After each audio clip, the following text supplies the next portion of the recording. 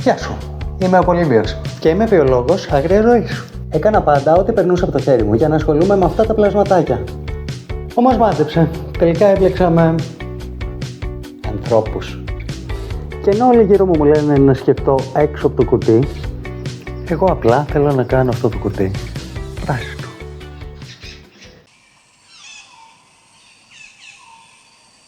Τώρα, το πρώτο που θέλω να κάνω είναι να φτιάξω την δομή των βράχων μου, ούτως ώστε να είναι έτοιμη και συνδεδεμένη για να είμαι πιο ασφαλής και να τοποθετηθούν στο ενιδρίο. Η αλήθεια είναι ότι αυτό θα το κάνω χρησιμοποιώντας φιλτράκια, που είναι κάμερα σε μένα, από στριφτά τσιγάρα και μία κόλλα στιγμής. Μία κόλλα στιγμής βέβαια να τσεκάρετε τα συστατικά έτσι, να είναι η σωστή. Αυτή που θέλουμε που δεν ενοχλεί το νερό και τα ψάρια. Λοιπόν, το έχουμε πει σε προηγούμενο βίντεο, οπότε εδώ πέρα έχω ήδη 3 πέτρες. 1, 2, 3 και θέλω να βάλω και μία τέταρτη. Έχω ήδη κολλήσει αυτή την πλευρά της πέτρας μου. Πάμε να κολλήσουμε αυτήν απλά για να δείξουμε την τεχνική και να εξηγήσουμε λίγο, να εξηγήσω λίγο. Βέβαια να θυμάστε ότι είναι κάτι που δεν έχω ξανακάνει. Λοιπόν, έχω περάσει το φιλτράκι στη σχισμή. Αυτό που θα κάνω τώρα είναι να ψεκάσω με νερό, γιατί όσο εντυπωσιακό και αν ακούγεται, ο παντοκολλητής λειτουργεί καλύτερα όταν είναι βρεγμένος. Και φυσικά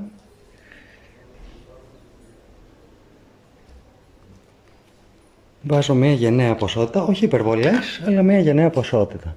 Τώρα αν θέλω να μην φαίνεται βέβαια το σημείο της ένωσης, γιατί δεν θα ήθελα, θα πάω και θα βάλω λίγο αραγωνίτη και θα τον κολλήσω, ούτως ώστε να κρύψει ουσιαστικά το φιλτράκι. Εντάξει, αυτό δεν έχει και τόσο νόημα τώρα, γιατί σε λίγο καιρό όταν τοποθετηθεί και αρχίσει να λειτουργεί το ενιδρίο και να κυκλοφορεί το νερό, θα φυτρώσουν διάφορα, θα πιθανόν να μπει ένα κοράλι, οτιδήποτε. Απλά εγώ επειδή είμαι εγώ και έχω τα θεματάκια μου, θέλω να μην φαίνεται από την αρχή. Στην πίσω πλευρά βέβαια που δεν θα το βλέπω, δεν με απασχολεί, οπότε δεν θα το προσπαθήσω καν.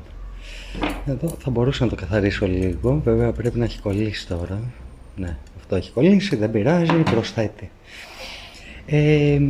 Θέλω ένα ύψος, όχι όμως μεγάλο, ας πούμε το ενιδρίο μου τώρα είναι 45 πόντους ύψος, εγώ θα ήθελα να φτάσω το πολύ μέχρι τους 30, ίσως λίγο χαμηλότερα την κατασκευή αυτή. Ο λόγος είναι ότι θέλω να περισσέψει χώρος πάνω από την κατασκευή, ούτως ώστε όταν με το καλό τοποθετηθούν τα κοράλια να έχουν χώρο να μεγαλώσουν, να μην βγουν κατευθείαν εκτός της υδάτινης μάζας, να μην σπάσουν κατευθείαν την επιφάνεια του νερού. Λοιπόν, τώρα έχει κολλήσει, θα προσέξετε ότι τις βάζω μάλλον ψηλοεπίπεδα τις πέτρες και όχι κάθετα, δηλαδή θα μπορούσα να βάλω κάτι τέτοιο και αυτή πιο όρθια. Θέλω όμως να δημιουργήσω χώρο για να μπουν τα κοράλια, δηλαδή γι' αυτό έχω αφήσει προεξοχές, αυτές. Θέλω τα κοράλια να μπορούν να παίρνουν φως, να μπορεί να κυκλοφορεί το νερό ανάμεσά τους. Αν τα είχα βάλει όλα κάθετα, θα έπαιρνε βέβαια ύψος, θα ήταν μια όμορφη κατασκευή από αυτές που έχουμε συνηθίσει του γλυκού νερού, που θα είχε ενδιαφέρον από μόνη της. Αυτό που πρέπει να καταλάβουμε για το θαλασσινό ενιδρίο είναι ότι ο βράχος μας τελικά δεν θα έχει κανένα ενδιαφέρον από μόνος του, διότι θα καλυφθεί.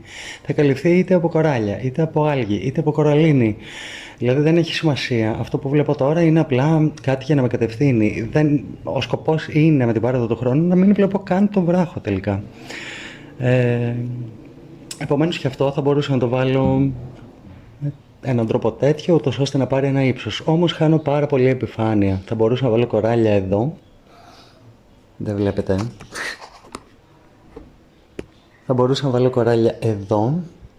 Αλλά όλο το υπόλοιπο θα ήταν κάθετο. Κάποια κοράλια θα μπορούσαν βεβαίως να φυτρώσουν, αλλά δεν μου δημιουργεί νέα οικόπεδα, ας πούμε, για να κατοικήσουν τα κοράλια μου. Οπότε θα ψάξω έναν τρόπο με τον οποίο να πάρω και ύψος, γιατί κάποια κοράλια θέλουν πιο έντονο φως, οπότε θα βοηθήσω με το ύψος, αλλά να να έχω και χώρο ούτως ώστε να τα ριζώσω ουσιαστικά, αν ριζώνει ένα ζώο. Λοιπόν, εδώ έχει ταιριάξει σαν παζλ, είναι η αλήθεια. Έχω εδώ την προεξοχή, μπορώ να βάλω κάτι. Μπορώ να βάλω σε όλη αυτή την επιφάνεια, σε αυτήν και στην πάνω επιφάνεια βεβαίως, ακόμα και εδώ. Σκεφτείτε ότι τώρα είμαι με ένα φωτιστικό απλά για να φαίνεται στην κάμερα κανονικά. Θα το δούμε και στην πράξη. Το φως μου είναι πιο μπροστά από εκεί που θα μπει τελικά η κατασκευή, οπότε λογικά όλη η μπροστινή επιφάνεια θα λούζεται στο φως. Ασχέτως τώρα που είναι οι σκιές. Λοιπόν, μ' αρέσει αυτό που βλέπω. Βέβαια πριν, κατά λάθος φυσικά, κατά τύχη, είχα βρει και έναν άλλο τρόπο που πάλι μου άρεσε. Θα το προσπαθήσω. Την υπομονή σε... Το ίδιο πράγμα έχω κάνει τώρα. Έχω κάνει ακριβώς το ίδιο πράγμα τώρα. Την υπομονή σας και την κατανόησή σας.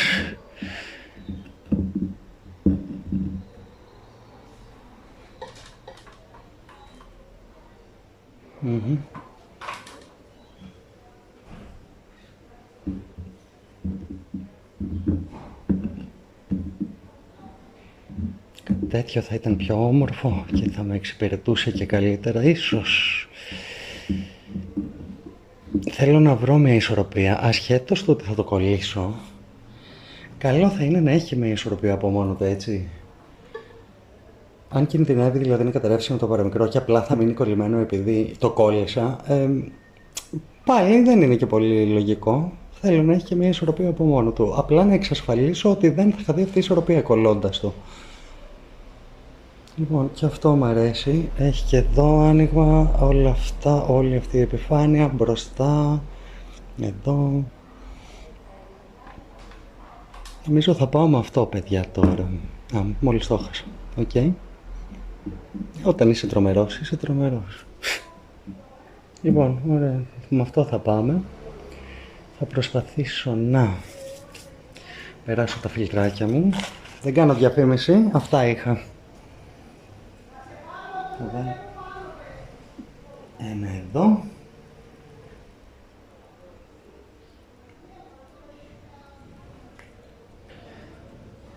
Φυσικά θα βάλω και ένα εδώ.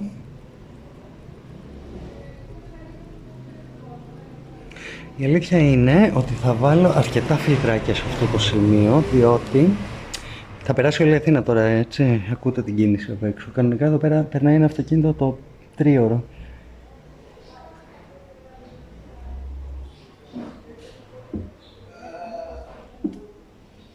Ναι, έχουν φύγει όλα τα φιλτράκια, παιδιά. Εξαιρετική η μέθοδος μου.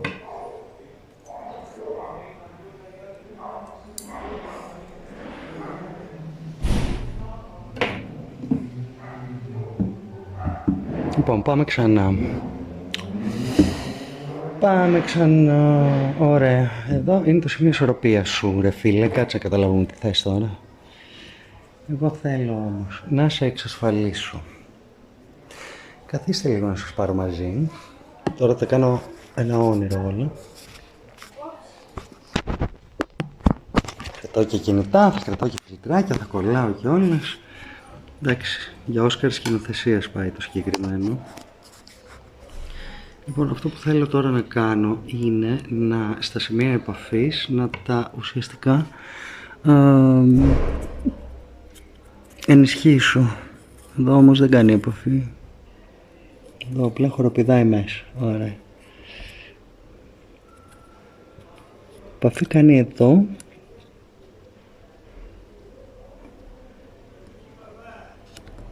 Ωραία. Θα σε ήθελα λίγο πιο έξω, είναι αλήθεια.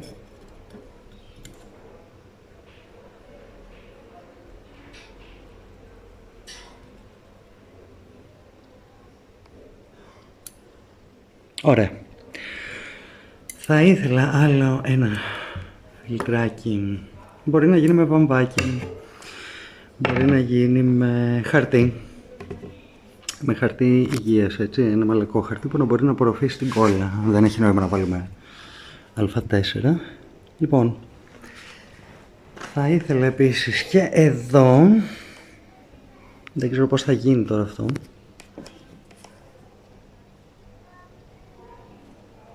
Λοιπόν, θα γίνει με την υπέροχη λαβίδαμα. Μόλις εκτόξευσα το φιλτράκι.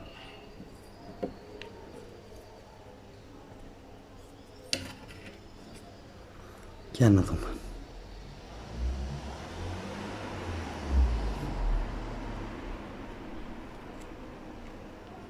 Ήδη έχω ταρακουνήσει όλη την πέτρα. Δεν βρίσκω τρόπο εισόδου.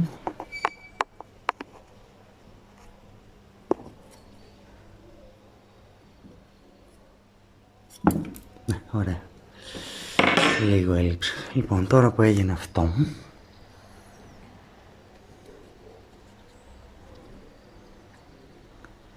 λοιπόν, ξέρετε κάτι, θα σας αφήσω και θα σας το περιγράψω.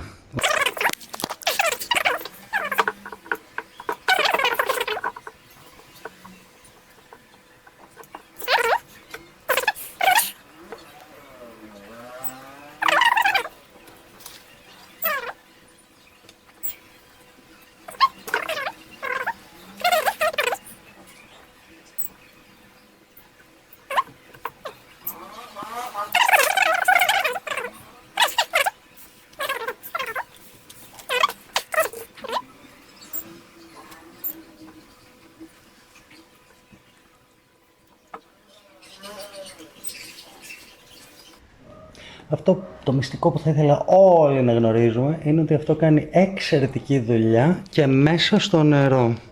Μέσα στο νερό, μέσα στο ενεδρείο. Μπαίνω και το κολλάω. Όχι αυτή η μορφή, όχι η υγρή μορφή, καλύτερα η μορφή γέλης, τζέλ δηλαδή. Κρύβω εδώ την κόλληση που έχω κάνει, υπέροχα. Άλλες δεν φαίνονται, δεν με απασχολούν. Όταν πάρω ένα κοράλι, όταν πάρω ένα στοιχείο που θέλω να προσθέσω, άλλο βράχο ενδεχομένως, μπορώ με τη μορφή gel μέσα στο νερό να πάω να κάνω τη δουλειά μου. Και γίνεται εξαιρετικά καλή δουλειά. Κάπως έτσι κατασκευάζουμε μια δομή για το ενιδρίο μας. Τώρα θα προχωρήσουμε να δούμε αυτή τη δομή τελικά μέσα στο ενιδρίο.